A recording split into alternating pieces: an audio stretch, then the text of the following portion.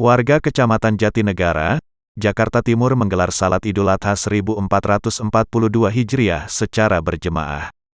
Salat Idul Adha tersebut dilakukan di Jalan Basuki Rahmat dekat pos penyekatan PPKM Darurat pada Selasa, tanggal 20 Juli tahun 2021. Salah seorang warga setempat mengatakan, mereka tetap menggelar salat berjamaah karena merasa sudah menerapkan protokol kesehatan pencegahan COVID-19.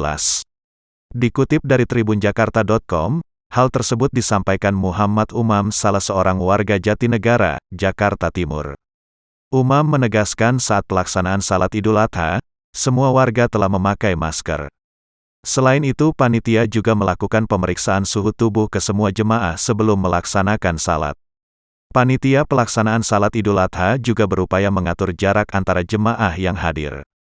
Bagi warga Kecamatan Jatinegara yang bermukim di sekitar Jalan Basuki Rahmat, salat berjemaah di lajur jalan sudah menjadi budaya karena dilakukan setiap tahunnya saat Idul Fitri dan Idul Adha.